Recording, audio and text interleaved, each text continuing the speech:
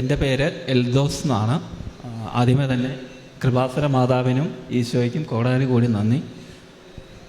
എൻ്റെ പേര് എൽദോസ്. കൂത്താട്ടോളം എന്ന സ്ഥലത്തു നിന്നാണ് ഞാൻ വരുന്നത്. എൻ്റെ സാക്ഷ്യം, ഞാൻ 2012 ആണ്ട് തൊട്ട് കേരള ഗ്രാമീൺ ബാങ്കിൽ ദിവസവേതന അടിസ്ഥാനത്തിൽ ജോലി ചെയ്ത് പോരുകയായിരുന്നു.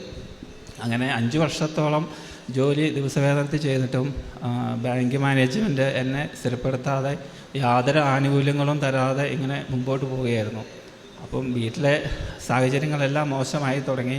മുമ്പോട്ടുള്ള കാര്യങ്ങൾ എന്താണെന്നുള്ള ഒരു ഇതിലിങ്ങനെ നിൽക്കുമ്പോൾ ബാങ്കിൽ തന്നെ കൂടെ വർക്ക് ചെയ്യണ മറ്റ് സ്റ്റാഫുകളൊക്കെ പറഞ്ഞു, എത്ര നാളിങ്ങനെ ഡെയിലി വേജറായിട്ട് മുന്നോട്ട് പോകും, ഇതിനൊരു തീരുമാനം വേണ്ടേ. അപ്പം നീ ഒരു കാര്യം ചെയ്യുക, മറ്റേ ഹൈക്കോടതിയിലൊരു കേസ് ഫയൽ ചെയ്യുക, ഇങ്ങനെ ഇത്ര വർഷമായിട്ട് ഇങ്ങനെ ബാങ്കിൽ ജോലി ചെയ്തിട്ട് ബാങ്ക് സ്ഥിരപ്പെടുത്തുന്നില്ല എന്നും പറഞ്ഞൊരു കേസ് ഫയൽ ചെയ്യുക. ഒന്നുമില്ലേ നിനക്ക് നല്ലതായിട്ടുള്ള ഒരു തീരുമാനം വരും, അല്ലെങ്കിൽ ഒരു പക്ഷേ അതിൻ്റെ ദേഷ്യത്തിൽ ചിലപ്പോൾ മാനേജ്മെൻറ്റ് ചിലപ്പോൾ നിന്നെ ജോലിയിൽ നിന്ന് എന്നേക്കുമായി പറഞ്ഞു വിടും. ഏതായാലും രണ്ടിലൊരു കാര്യത്തിനകത്ത് തീരുമാനം ഉണ്ടാവുമെന്ന് പറഞ്ഞു. അങ്ങനെ ഞാൻ ബഹുമാനപ്പെട്ട ഹൈക്കോടതിയിൽ ഒരു കേസ് ഫയൽ ചെയ്തു. അങ്ങനെ വക്കീൽ കാര്യങ്ങളും എല്ലാം ഡീറ്റെയിലും ചോദിച്ച് അങ്ങനെ കേസ് മുമ്പോട്ട് പോയിക്കൊണ്ടിരുന്നു. 5 വർഷക്കാലമായിട്ട് യാതൊരു തീരുമാനമായില്ല. മാനേജ്മെൻറ്റിൻ്റെ ഭാഗത്തു നിന്ന് കേസ് കൊടുത്തു, അവരും കേസ് നടത്തിക്കൊണ്ടിരുന്നു. എനിക്ക് കിട്ടുന്ന തുച്ഛമായ വരുമാനത്തിൽ നിന്ന് എൻ്റെ കുടുംബത്തിലെ ചിലവും കഴിഞ്ഞിട്ട് വേണം എനിക്ക് കേസ് നടത്താൻ. മാനേജ്മെൻറ്റിനെ സംബന്ധിച്ചെന്ന് പറഞ്ഞാൽ അത് ബാങ്കിൻ്റെ പൈസ എടുത്താണ് അവർ കേസ് നടത്തുന്നത്. അവർക്ക് എത്ര രൂപ വേണേലും മുടക്കി കേസ് നടത്താൻ പറ്റും. പക്ഷേ കേസ് അധികം കാലം മുന്നോട്ട് പോയി കഴിഞ്ഞാൽ എനിക്ക് താങ്ങാവുന്നതിലപ്പുറമായിരുന്നു. അപ്പോൾ അങ്ങനെ ഇരുന്ന് കഴിഞ്ഞപ്പം വളരെയധികം വിഷമിച്ചിങ്ങനെ ഇരിക്കുമ്പോൾ ഞാൻ ഈ മൊബൈലിലൊക്കെ ഇങ്ങനെ കാണാറുണ്ട്, മറ്റേ കൃപാസനത്തിലെ ഇത് ആൾക്കാരിങ്ങനെ പോസ്റ്റ് ഇടുന്നതും സാക്ഷ്യങ്ങളൊക്കെ ഇങ്ങനെ ഓൺലൈനിലൊക്കെ പറയുന്നതൊക്കെ ഇങ്ങനെ കാണാറുണ്ട്. പിന്നെ പത്രങ്ങളൊക്കെ ഈ പള്ളിയിലൊക്കെ പോകുമ്പോൾ ആൾക്കാരിങ്ങനെ പത്രം കൊണ്ട് കൊടുക്കും. അപ്പോൾ ഞാനും പത്രം വാങ്ങിച്ചിട്ട് വീട്ടിൽ പോയി അതൊക്കെ വായിച്ച് എൻ്റെ വൈഫിനും അമ്മയ്ക്കും ഒക്കെ അത് വായിക്കാൻ കൊടുക്കും. അങ്ങനെ ഒരുപാട് പേരെ സാക്ഷ്യങ്ങൾ അതിൻ്റെ അകത്ത് കണ്ടു കഴിഞ്ഞപ്പോൾ ഞാനിങ്ങനെ ഒരു ദിവസം വൈഫിനോട് പറഞ്ഞു, നമുക്ക് ആലപ്പുഴയിൽ കൃപാസനത്തിൽ നമുക്കൊന്ന് പോയാലോ, ഉടമ്പടി എടുക്കണ്ട, നമുക്ക് പോയി അവിടെ എന്താണെന്നൊക്കെ ഒന്ന് അറിഞ്ഞ് കണ്ടു കേട്ട് പോരാമെന്ന് പറഞ്ഞു. അങ്ങനെ ഒരു ദിവസം ഞങ്ങൾക്ക് സമയം ഒത്തു കഴിഞ്ഞപ്പം ഞങ്ങൾ 2 പേരും കൂടെ ഇവിടെ വന്ന് ആ പുറത്ത് വന്ന് കഴിഞ്ഞപ്പം മണലിട്ടാ താഴെയില്ലാത്ത ആളാണ്. അപ്പോൾ ഞാൻ പറഞ്ഞു, ഇതെന്താടിയെന്ന് ചോദിച്ചു, നമ്മളെങ്ങനെയാണ് കയറുന്നതെന്ന് ചോദിച്ചു. ചേട്ടൻ വാന്നും പറഞ്ഞ് ഞങ്ങൾ അതിലെ ഇങ്ങനെ തിക്കിനിടയ്ക്കോടെയൊക്കെ കയറി ഞങ്ങൾ ഇതിലെ കയറി ഇവിടെ വന്നു കഴിഞ്ഞപ്പം ജോസഫ് അച്ഛൻ്റെ ആരാധന നടന്നുകൊണ്ടിരിക്കുകയാണ്. അപ്പോൾ ഭയങ്കര തിരക്കാണ്. അപ്പോൾ ഞങ്ങൾ ഒരു വിധത്തിൽ ഇവിടെ വന്ന് ഇങ്ങനെ മുറ്റുമേ നിന്ന് അൾത്താരയിലേക്ക് നോക്കി ഞങ്ങളിങ്ങനെ പ്രാർത്ഥിച്ചു. ഞാൻ എൻ്റെ വിഷമങ്ങളൊക്കെ മാതാവിനോട് പറഞ്ഞു. എന്നിട്ട് ഞങ്ങൾ പ്രാർത്ഥിച്ച് ഇവിടെ വന്ന് വഴിപാടൊക്കെ ഇട്ട് ഞങ്ങൾ നേരെ തിരിച്ചു പോയി ഒരു കുറച്ച് ദിവസം കഴിഞ്ഞപ്പം ഇങ്ങനെ എൻ്റെ ചെവിയിലൂടെ ഇങ്ങനെ ഒരു കാറ്റടിക്കും പോലെ ഇങ്ങനെ വന്നിട്ട് ഇങ്ങനെ പറയുക, നീ കൃപാസനത്തിലേക്ക് വന്ന് നീ ഉടമ്പടി എടുക്കുക, നിൻ്റെ പ്രശ്നങ്ങളെല്ലാം തീരുമാനമാകും, നീ വാന്ന് പറഞ്ഞ് ഇങ്ങനെ ഇടയ്ക്കിടയ്ക്ക് ഇങ്ങനെ എൻ്റെ ചെവിയിൽ ഇങ്ങനെ പറയണ പോലെ തോന്നി. അപ്പോൾ ഞാനിങ്ങനെ വൈഫിനോട് ഇങ്ങനെ പറഞ്ഞു, ഇങ്ങനെ എനിക്കൊരു അനുഭവം ഉണ്ടാകുന്നുണ്ട്, കൂടെ അതിങ്ങനെ എൻ്റെ ചെവിയിൽ ഇങ്ങനെ മന്ത്രിക്കുന്ന പോലെ തോന്നുന്നുണ്ടെന്ന് പറഞ്ഞു. അപ്പോൾ വൈഫ് പറഞ്ഞു, എന്നാൽ നമുക്ക് പോയി ഉടമ്പടി എടുത്താലോ എന്ന് പറഞ്ഞു. അപ്പോൾ ഞാൻ പറഞ്ഞു, ഉടമ്പടി എടുക്കുമ്പോൾ നമ്മളത് കറക്റ്റായിട്ട് ചെയ്യണം, ഇല്ലെങ്കിൽ ചിലപ്പോൾ അത് പിന്നീടൊരു ദോഷമായിട്ടോ വല്ല പാപമായിട്ടോ ഒക്കെ തീർന്നു കഴിഞ്ഞാലോ എന്ന് പറഞ്ഞു.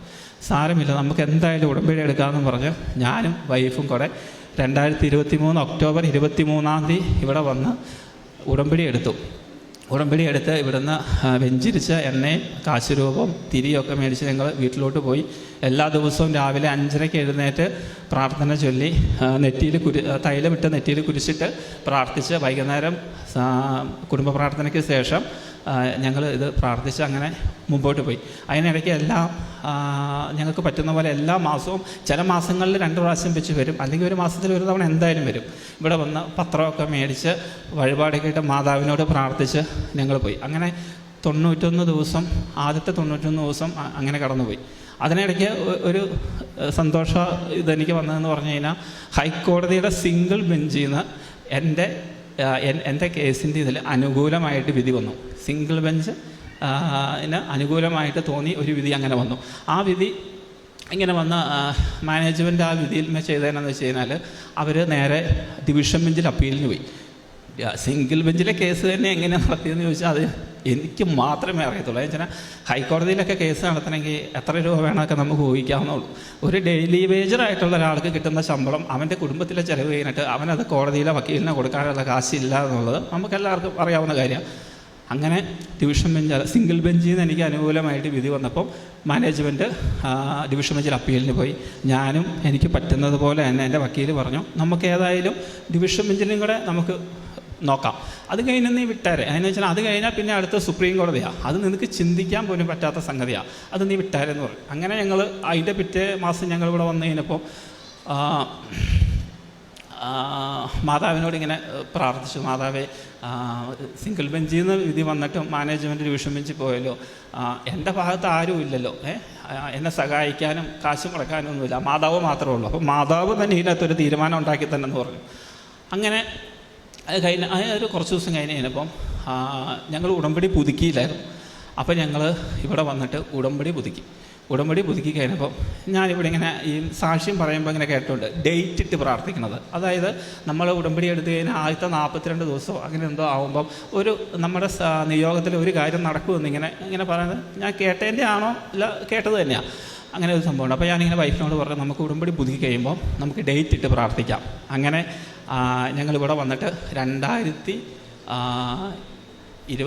2024 ഫെബ്രുവരി 10 ഇവിടെ വന്ന് ഞങ്ങൾ ഉടമ്പടി പുതുക്കി അന്നോട്ട് ഞാൻ കലണ്ടറിൽ മാർക്ക് ചെയ്തിട്ടു ഇന്നേക്ക് 42 ദിവസത്തിനുള്ളിൽ എൻ്റെ ജോലിയുടെ കാര്യത്തിൽ ഒരു തീരുമാനം മാതാവ് ഉണ്ടാക്കി തന്നേ പറ്റൂ. ഞാൻ ഭയങ്കരമായിട്ട് വാശി പിടിച്ചു, ശരിക്കും ചെയ്യാൻ പാടില്ലാത്തതാണ്. പക്ഷേ അങ്ങനെ പ്രാർത്ഥിച്ച് അങ്ങനെ മുമ്പോട്ട് പോയി. കേസ് ഡിവിഷൻ ബെഞ്ചിൽ ഇങ്ങനെ നടക്കുക. അപ്പോൾ വക്കീൽ ഇങ്ങനെ ഇടയ്ക്ക് വിളിക്കും, ഹെൽദോസെ കാശ് കുറച്ച് വേണമല്ലോ. അപ്പം എനിക്ക് നിവൃത്തിയില്ല കാശ് കൊടുക്കാനായിട്ട്. വെച്ചാൽ സിംഗിൾ ബെഞ്ചിനേക്കാളും കൂടുതൽ പൈസയാണ് ഡിവിഷൻ ബെഞ്ചിലേക്ക് വന്നപ്പം ആകുന്നത്.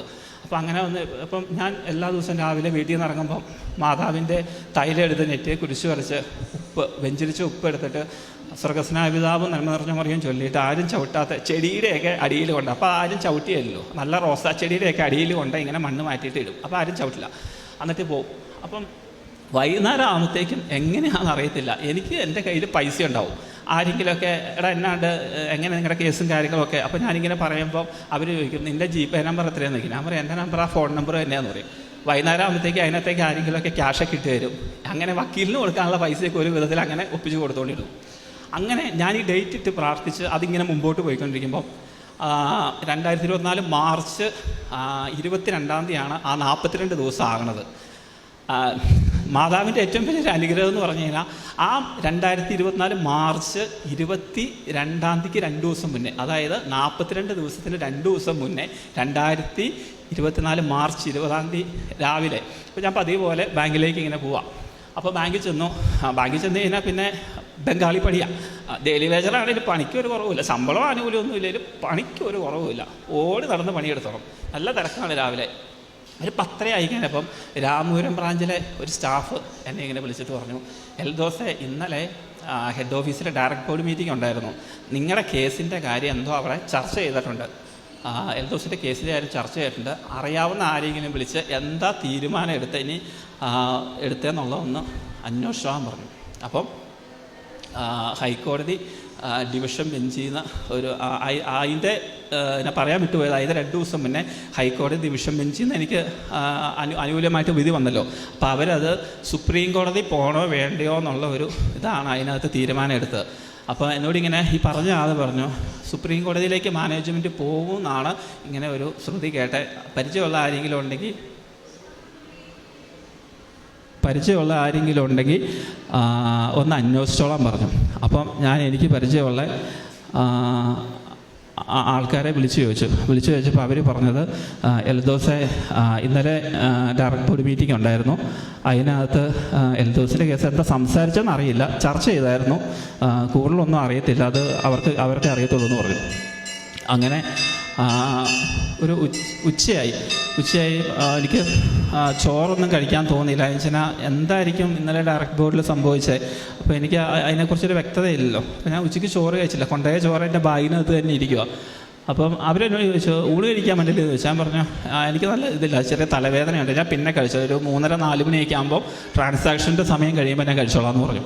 അങ്ങനെ കഴിക്കാതെ ഇങ്ങനെ ഇരുന്ന് അവരാരും കഴിച്ചിട്ട് വന്ന് 2:30 ആയപ്പോഴത്തേക്കും ഞങ്ങളുടെ ഇത് തുടങ്ങി. ഉച്ച കഴിഞ്ഞപ്പോഴത്തെ സമയമായി. ഒരു 3 മണിയായപ്പോൾ, ഏറ്റവും ആ സമയത്തിന് തന്നെ ഒരു പ്രാധാന്യമുണ്ട്. കറക്റ്റ് ഉച്ച കഴിഞ്ഞ് 3 മണിയായപ്പോൾ എൻ്റെ ഫോണിലേക്ക് ഒരു കോൾ വന്നു. അപ്പോൾ ഞാനിങ്ങനെ ഫോൺ എടുത്ത് നോക്കും. അപ്പോൾ ട്രൂ കോളിൽ ഇങ്ങനെ HR വിങ് എന്ന് പറഞ്ഞിങ്ങനെ കോൾ വരിക. ഞാൻ ഫോൺ എടുത്തിട്ട് ഹലോ എന്ന് വിളിച്ചെന്നിട്ട് ഒരു മേഡം, ഞാൻ HR GM വിളിക്കണേ, നിങ്ങളുടെ ബ്രാഞ്ചിലെ കമ്പ്യൂട്ടറിൽ ഒരു മെയിൽ വന്നിട്ടുണ്ട്, മെയിൽ ചെക്ക് ചെയ്തോ എന്ന് പറഞ്ഞു. ഫോൺ കട്ട് ചെയ്തു. വേറെ ഒന്നും പറഞ്ഞില്ല. ഞാൻ പെട്ടെന്ന് ആലോചിച്ചു, ദൈവമേ എന്താ പോലും, ഞാൻ കേസിന് പോയതുകൊണ്ട് ഇനി എന്നെ പറഞ്ഞു വിടാനുള്ള ഓർഡർ വല്ലതും ആണോ വന്നേക്കണേ. അപ്പോൾ ഒരു വിഷമം. അപ്പോൾ ഞാൻ വേഗം നിന്ന് മാനേജർ പറഞ്ഞു, സാറേ ഇങ്ങനെ ഒരു ഇപ്പം GM വിളിച്ചിട്ട് ഇങ്ങനെ പറഞ്ഞു, മെയിൽ വന്നിട്ടുണ്ട്, ചെക്ക് ചെയ്യാൻ പറഞ്ഞു. GM ചേട്ടനെ വിളിച്ചോ? അപ്പോൾ സാധാരണ എന്നെയാണല്ലോ, മാനേജറെ ആണല്ലോ വിളിക്കാറ്, അതിനാ എൽദോസിനെ വിളിച്ചതെന്ന് ചോദിച്ചു. അപ്പോൾ ഞാൻ പറഞ്ഞു അറിയില്ല സാർ, ആ മെയിലൊന്ന് ചെക്ക് ചെയ്ത് നോക്കാൻ പറഞ്ഞു. സാറ് വേഗം പോയി. സാർ അവിടെ ഇരുന്ന് ഞാൻ സാറിൻ്റെ പുറകിൽ ഇങ്ങനെ നിൽക്കുക. സാറ് കമ്പ്യൂട്ടറിൽ ഇങ്ങനെ ആ മെയിൽ ഓപ്പൺ ആക്കി കഴിഞ്ഞപ്പം ഇതാ വരുന്നു, എൻ്റെ അപ്പോയിൻമെൻ്റ് ഓർഡറായിരുന്നു വന്നത്. എന്നെ സ്ഥിരപ്പെടുത്തി. അവർ സുപ്രീം കോടതിയിലൊന്നും പോകുന്നില്ല, എന്നെ സ്ഥിരപ്പെടുത്തി. അത് ഏറ്റവും രസം എന്നാന്ന് വെച്ച് കഴിഞ്ഞാൽ മുൻകാല പ്രാബല്യത്തോടെ, അതായത് 2012 തൊട്ട് എല്ലാവിധ ആനുകൂല്യങ്ങളോടും കൂടി, പ്രൊമോഷൻ ഉൾപ്പെടെ എല്ലാവിധ ആനുകൂല്യങ്ങളോടും കൂടി ഉള്ള വിധി അതിനകത്ത് ഇങ്ങനെ അടിച്ചു വന്നു. ഞാൻ ഒറ്റ ഓട്ടം ഓടി ബാത്റൂമിലേക്ക് ഓടിയിട്ട്, ഞാൻ എപ്പോഴും പോകുമ്പോൾ ഞാൻ ഈ മാതാവിൻ്റെ ഇതിങ്ങനെ എല്ലാ ദിവസവും ഞാൻ ജോലിക്ക് പോകുമ്പോൾ കഴുത്തായിട്ടാണ് പോണേ. ഞാനിതിങ്ങനെ പൊത്തി പിടിച്ച് പൈപ്പ് അങ്ങ് തുറന്നിട്ടിട്ട് പൊത്തി പിടിച്ച് അങ്ങ് കരഞ്ഞു. കുറേ നേരം അവിടെ നിന്നാൽ കരഞ്ഞു. അപ്പോഴത്തേക്കും കൂടെ വർക്ക് ചെയ്യണവർ വേഗം പുറത്ത് വന്നിട്ട് ഡോറെ വന്ന് കൊട്ടി എന്നെ വിളിച്ച് പുറത്തേക്ക് ഇറക്കി. ബാക്കിയൊക്കെ കേൾക്കണ്ടേ, കാണണ്ടേ എന്നൊക്കെ പറഞ്ഞ് എന്നെ പുറത്തേക്ക് ഇറക്കി. എന്നിട്ട് അതൊരു ഭയങ്കര ഒരു സംഭവം എന്നാന്ന് വെച്ചാൽ മാതാവ് അതിനകത്ത് ശക്തമായിട്ട് ഇടപെട്ടിട്ടുണ്ടെന്നുള്ള ആ 42 ദിവസം ഞാൻ ഡേറ്റ് ഇട്ട് പ്രാർത്ഥിച്ചു. കറക്റ്റ് 2 ദിവസം മുന്നേ എനിക്ക് ആ ഓർഡർ കിട്ടി. അതായത് അപ്പം വക്കീലിനോട് ഞാൻ ഈ കേസ് പറഞ്ഞപ്പോൾ വക്കീൽ പറഞ്ഞു, മോനെ നിനക്ക് എന്തോ ഭാഗ്യമുണ്ട്, സുപ്രീം കോടതിയിലേക്ക് അവർ പോയായിരുന്നെങ്കിൽ മിനിമം 10 ലക്ഷം രൂപ നീ അവിടെ കെട്ടിവെച്ചാൽ മാത്രമേ നിൻ്റെ പേപ്പർ പോലും അവരവിടെ എടുക്കുകയുള്ളൂ. 10 ലക്ഷം രൂപ. എങ്ങനെ ഞാൻ 10 ലക്ഷം പോയിട്ട് 10,000 രൂപ പോലും ആ സിറ്റുവേഷനിൽ എനിക്ക് ഉണ്ടാക്കാൻ പറ്റില്ലായിരുന്നു. അത് മാതാവിൻ്റെയും തിരുക്കുമാരൻ്റെയും അനുഗ്രഹമാണെന്നുള്ള കാര്യത്തിൽ എനിക്ക് ഒരു സംശയവുമില്ല. ഇനി ജീവിതകാലം മുഴുവനും ഞാൻ എൻ്റെ വൈഫിനോട് പറഞ്ഞു, ഈ ഉടമ്പടി എൻ്റെ കൊക്കിന് ജീവനുണ്ടെങ്കിൽ ഞാൻ ജീവിതകാലം മുഴുവനും കൊണ്ടുപോകും എന്ന് പറഞ്ഞ് ഞങ്ങളിവിടെ അതിന് ശേഷം വന്ന് ഇവിടെ സംസാരിച്ച് എനിക്ക് സാക്ഷ്യം പറയണം എന്ന് പറഞ്ഞു. പിന്നെ ഇവിടുത്തെ തൈലത്തിൻ്റെ ഒരു പ്രത്യേകത എന്ന് പറഞ്ഞാൽ, എൻ്റെ അമ്മയ്ക്ക് 70 വയസ്സ് പ്രായമുണ്ട്. അമ്മയുടെ 2 കാലിലും വെരിക്കോസ് വെയിനാണ്. അത് ഒന്നാമത്തെ പ്രായമായതുകൊണ്ടും മുട്ടിന് കീഴ്പോട്ട് ശകലം പോലും ദശയില്ല, ഫുള്ള് ഇങ്ങനെ പുറണം. അതിങ്ങനെ ഇടയ്ക്കിടയ്ക്ക് ഇങ്ങനെ പൊട്ടും എന്ന് പറഞ്ഞു കഴിഞ്ഞാൽ കട്ടിലേ തന്നെ ഇരിക്കാൻ പറ്റുള്ളൂ. കട്ടിലേന്ന് ഇറങ്ങി ഒരു സ്റ്റെപ്പ് വെച്ച് കഴിഞ്ഞാൽ അപ്പം തന്നെ ഡ്രസ്സ് ചെയ്തിട്ടുണ്ട്, പക്ഷേ അപ്പം തന്നെ കാല് പൊട്ടി അതിങ്ങനെ ഒഴുകി ഇങ്ങനെ മുറിക്കാത്തോടൊക്കെയാവും. അപ്പോൾ ഒരിടയ്ക്ക് സ്ഥിരം അങ്ങനെ വരുമായിരുന്നു. ഞാൻ ഈ ഉടമ്പടി എടുത്ത സമയത്താണ്. അപ്പോൾ അങ്ങനെ വരുമ്പോൾ എന്നെ കുഴപ്പമെന്ന് വെച്ചാൽ എനിക്ക് ജോലിക്ക് പോകാൻ പറ്റില്ല. അമ്മേനെ ടോയ്ലറ്റിലൊക്കെ കൊണ്ടുപോയി ഞാൻ എടുത്തോണ്ടാണ് പോകണേ, അല്ല അമ്മേനെ നടത്തിക്കാൻ പറ്റില്ല. നടത്തിക്കഴിഞ്ഞാൽ അപ്പം ആ പോണ വഴിക്കോടെ ഇങ്ങനെ ബ്ലഡ് ഇങ്ങനെ തുള്ളിയായിട്ട് ഇങ്ങനെ കിടക്കും. പിന്നെ അതെല്ലാം ക്ലീൻ ചെയ്യണം. അപ്പോൾ അത് കാരണം ഞാൻ അമ്മേനെ എടുത്തോണ്ടാണ് ബാത്റൂമിൽ പോണേ. അങ്ങനെ വന്നു കഴിഞ്ഞപ്പം എന്നോട് പറഞ്ഞു, നീ ആ ഉടമ്പടി തൈലം ഉപയോഗിക്കാറില്ലെന്ന് വെച്ചാൽ പറഞ്ഞു, ഞാൻ ഉപയോഗിക്കാറുണ്ട്. നീ മാത്രം ഉപയോഗിച്ചാൽ പോരാ, അത് മറ്റുള്ളവർക്കും കൂടെ പ്രയോജനം ചെയ്യണം, നിനക്ക് മാത്രം അതുകൊണ്ട് ഗുണം കിട്ടിയാൽ പോരാ. അപ്പം ഞാൻ എന്നാ ചെയ്യേണ്ടതെന്ന് വെച്ചാൽ പറഞ്ഞു, നീ അത് അമ്മയുടെ നെറ്റിയിൽ കുരിശ് വരയ്ക്കുക.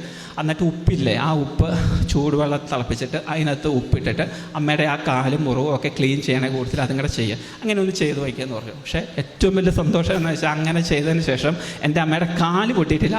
കാല് പൊട്ടാത്ത കാരണം എനിക്ക് എല്ലാ ദിവസവും ജോലിക്ക് പോകാൻ പറ്റുന്നില്ല. മറ്റേതെന്ന് പറഞ്ഞാൽ കാല് പൊട്ടിക്കഴിഞ്ഞാൽ എനിക്ക് ജോലിക്ക് പോകാൻ പറ്റില്ല. ഡെയിലി വെജറല്ലേ, ജോലിക്ക് പോയി എനിക്ക് ഒന്നും കിട്ടിയല്ലോ.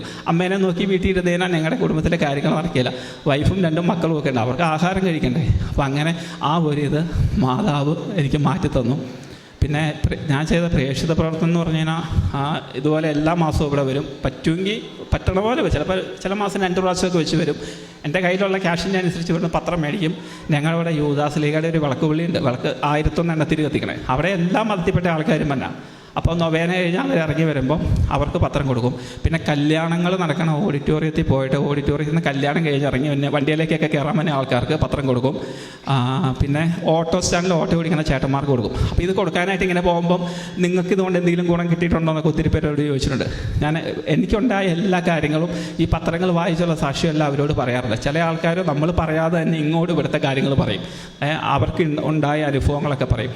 അതുപോലെ തന്നെ ഞങ്ങളുടെ അവിടെ കരുണാഭവൻ എന്ന് പറഞ്ഞൊരു ഓൾഡ് ഏജ് ഹോം ഉണ്ട്. അവിടെ ഒരു 10-60 അമ്മച്ചിമാരും അപ്പച്ചന്മാരും ഉണ്ട്.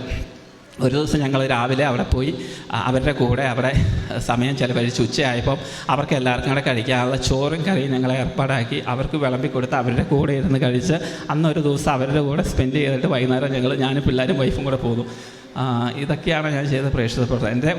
എനിക്ക് അത്രയൊക്കെ വരുമാനമുള്ളൂ. ആ വരുമാനത്തിൻ്റെ ഇതിൽ പരിമിതി നിന്നുകൊണ്ട് ചെയ്ത കാര്യങ്ങളാണ് അതൊക്കെ. പിന്നെ അതിലൊക്കെ അപ്പുറം എന്നെ ഞാനാക്കി തന്ന, എനിക്ക് എൻ്റെ മുമ്പോട്ടുള്ള ജീവിതത്തിൽ ഒരർത്ഥം ഉണ്ടാക്കി തന്ന എൻ്റെ കൃപാസന മാതാവിനും ഈ തിരുക്കുമാരനും കോടാനുകോടിക്ക് അപ്പുറത്തേക്ക് നന്ദി പറഞ്ഞാൽ തീരുകയില്ല. പുറപ്പാട് 14:14 തിരുവചനം അരുളി ചെയ്യുന്നു, നിങ്ങൾ ശാന്തരായിരുന്നാൽ മതി, കർത്താവ് നിങ്ങൾക്ക് വേണ്ടി യുദ്ധം ചെയ്തുകൊള്ളും. മനുഷ്യൻ്റെ വഴികൾ അസ്തമിക്കുകയും അവന് മുൻപിൽ വഴികളില്ലാതാവുകയും ചെയ്യുമ്പോൾ തെളിയുന്ന പുതിയ വഴികളാണ് ഉടമ്പടിയുടേത്. എങ്ങനെയാണ് ഈ മകൻ്റെ ജീവിതത്തിൽ സംഭവങ്ങൾ ഉണ്ടായത്? അതെങ്ങനെ പരിഹരിക്കപ്പെട്ടു?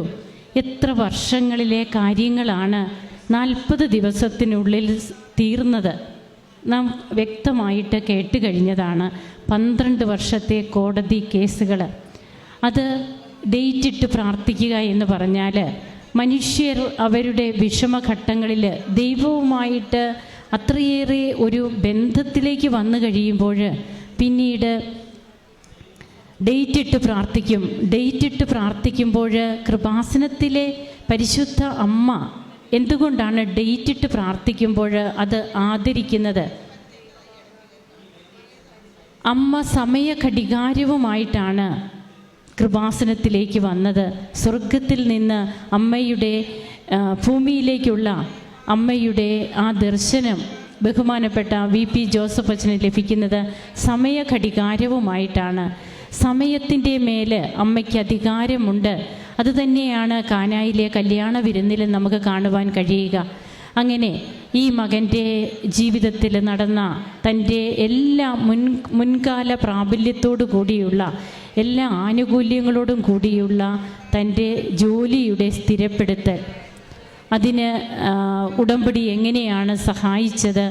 അത് വെറുതെയല്ല. ഉടമ്പടി എടുത്തതിന് ശേഷം തനിക്ക് തന്നെ മാറ്റം വന്നു. തൻ്റെ ജീവിതത്തിൽ തന്നെ താനാക്കി മാറ്റിയത് കൃപാസന അമ്മയും തിരുക്കുമാരനുമാണെന്ന് ഇദ്ദേഹം തന്നെ പറഞ്ഞു കഴിഞ്ഞു. അങ്ങനെ തൻ്റെ ജീവിതത്തിലെ മാറ്റങ്ങൾ, ഇനി മുമ്പോട്ടുള്ള ജീവിതം ഈ കൃപാസനവുമായി ബന്ധപ്പെട്ടുകൊണ്ടുള്ള, അമ്മയെ മറന്നുകൊണ്ടുള്ള ഒരു ജീവിതമല്ല, അമ്മയെ കൂടെ കൂട്ടിയുള്ള ഒരു ജീവിതമാണ്. അതിന് ഇനി കൂടുതലൊന്നും തൻ്റെ ജീവിതത്തിൽ തനിക്ക് ലഭിക്കേണ്ടതില്ല. തനിക്ക് ലഭിച്ചതെല്ലാം കൃപകളാണ്, നേട്ടങ്ങളാണ് എന്ന് പറയുകയാണ്. തൻ്റെ അമ്മയുടെ രോഗസൗഖ്യവും ഒക്കെ ഇവിടെ പ്രതിപാദിക്കുകയുണ്ടായി. അപ്പോൾ ജീവിതത്തിൽ ക്ലേശങ്ങൾ ഉണ്ടാകും. അതിന് വർഷങ്ങളെടുത്താലും അതിനൊരു പ്രതിവിധിയുണ്ട്, അതിനൊരു അന്തിമ തീരുമാനമുണ്ട്. അത് ദൈവത്തിൻ്റെ പക്കൽ നിന്ന് വാങ്ങിക്കുവാനുള്ള ക്ഷമയാണ് നമുക്ക് വേണ്ടത്. അതിനുവേണ്ടി നമുക്ക് പ്രാർത്ഥിക്കാം. കരങ്ങളടിച്ച് ഈശോയ്ക്കും അമ്മയ്ക്കും നന്ദി പറയാം. അത്യപൂർവ ദൈവാനുഭവങ്ങൾ ഇനി നിങ്ങൾക്കും സ്വന്തം. ഈ യൂട്യൂബ് ചാനൽ ഇതുവരെ സബ്സ്ക്രൈബ് ചെയ്തിട്ടില്ലെങ്കിൽ ഇപ്പോൾ തന്നെ സബ്സ്ക്രൈബ് ചെയ്യുക. ഈ വീഡിയോ ഇപ്പോൾ തന്നെ നിങ്ങളുടെ സുഹൃത്തുക്കൾക്ക് ഷെയർ ചെയ്തുകൊണ്ട് കർത്താവിൻ്റെ പ്രേക്ഷിതരാകുക.